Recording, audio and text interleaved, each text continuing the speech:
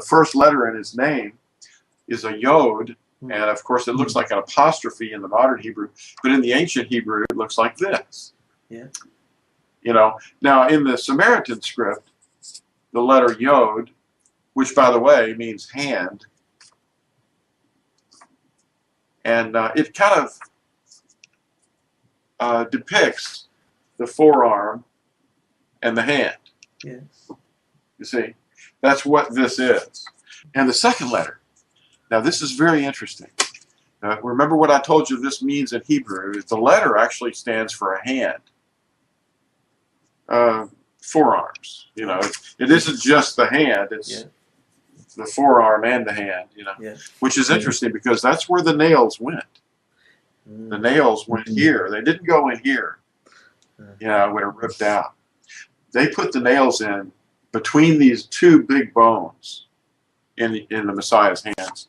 Now this is the second letter of the name, and it's written, of course, this is the first letter, and instead of going this way, we have to go to the left, and that's the hey, and that means window.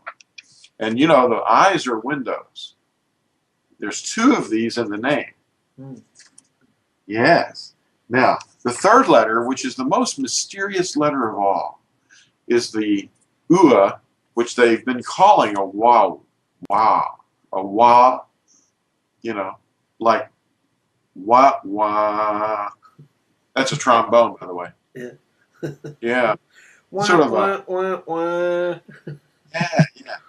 Well, this is a Yah-U-ah because it operates in almost all cases as a U or an O. It's a U or an O. It's a U or an O. It's a U or an O. It's a U or an O. It's a U or an O. It's a U or an O. It's a U or an O. It's a U or an O. It's a U or an O. It's a U or an O. It's a U or an O. It operates in almost all cases as a U or an O, you know?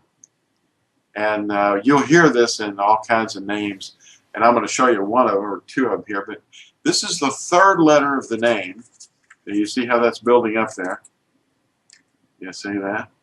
Now, what's really going to be fun is we only have one more letter, and it's, well, it's another one of these.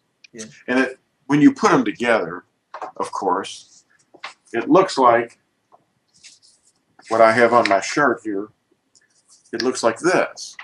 You have a yod, a hey, an Yah-U-ah, or a wah, which will show you that that's actually an errant pronunciation, and a hey. Yod, hey, Yah-U-ah, hey. Can you see that okay? Yeah, that's right. Crystal clear. Great. Great. The four letters that you see here are found, Yod, Hey, Yah-U-ah, Hey, that's the name of the Creator, found at least 6,823 times, by the way, in the Tanakh. Ooh. And the Tanakh is an acronym for Torah, Nebiim, and Ketubim, which means the law, the prophets, and the writings. Anyway, there it is. Now, look at this letter, look at this word down here. This is the same word right here, I mean, a similar word. This is the name of Leah's fourth son. The tribe was named after him, Yehuda. They've corrupted it to Judah and finally Jew. All the people that descend from Yehuda, you know, are today, they're called Jews. But look at this. There's that Yod. Can you see it? Yes. Now look at the name. You can see the name, except for this triangular letter. The name is intact right there in Yehuda's name. In fact, his name means praiser or worshiper of Yah. See, Yahoo. Now this has a Daleth in it. They've jabbed this Daleth in, okay? Now Yehuda is the way you say it. And I've transliterated it up here, and I've underlined the equivalent tetragrammaton, or four letters. Yod, Hey, Yah-U-ah, Hey. Now that is commonly mistaken to be a W. Well, what do you hear when you say the name of the letter W? Well, you're saying double U. There is no such thing in the Hebrew. That's a new letter. It appeared around the 13th century on the earth. the letter W was actually two U's. Now, where did the letter U come from? Well, the letter U came from this letter, the third letter of the name. It's not YAHUAH. This man's name is not YAHUAH. Okay? It would be, that's for itself. All right. You sound like a Wookiee. Well, yeah. Now, because corruption of the Hebrew has been a living language, and it has been evolving. Yeah. So it's changing with use. That's why there's a V in the language now, but there wasn't before. But these three letters right here in our alphabet, U, V, W, all occur next to each other. Now, where did they come from? Well, this letter produced all three of these letters. And you can look this up on Wikipedia or other online dictionaries. Do some research, because the third letter of Yahuwah's name is even more difficult for people to get than any of the letters. And the letter U evolved from this letter because when this letter went into Greek, it became the Greek upsilon, not a V, but an U, the upsilon. You know, you see the shape didn't change at all. Now watch this. When this letter went into Latin later, it lost this stem right here. See, the lower stem was lost. And it became the V shape. But it wasn't a V, it was operating as a U. Like in the word in Latin for sword, like a gladiator's sword, is the word gladius. And they spelled it with a V shape, but it operated as a U.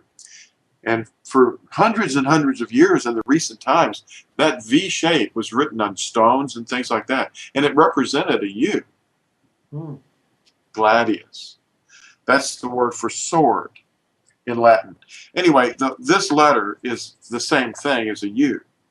And that's why these three letters right here all come from this one letter over here, but originally looking like this. Went into the Greek, see, and then it went into the Latin without the lower stem. That's a pretty big thing to overcome, because when you go back and you understand what they were writing in the 1500s, like this word Petrus Galatinus, I believe it was, came up with this transliteration. And this transliteration actually is the same thing as our pronunciation today of Yahuwah, because this is not a V to them. It's a V to us, but it isn't a V to the people of the 1500s. They were seeing this as YAHUAH. They were seeing YAHUAH. They weren't. This is a diphthong, a dipping of the tongue. People don't get diphthongs anymore. You know, that's too. You know, I mean, we're into like all this, you know, ebonics and stuff, you know. But this is actually technically the way it worked. And there's the four letters of the tetragrammaton. It's a yod, and they gave the iota in the Greek a tail, because it was at the beginning of a you know, around 1530. They just started developing this shape. But it still operates like in the name of the country Yugoslavia. It's spelled with this letter, but it's pronounced as a Y, you know, Yod, Hey, Ua, Hey. And they were pronouncing it Yah-U-ah. That's what they were saying. Not Yahweh, but Yah-U-ah.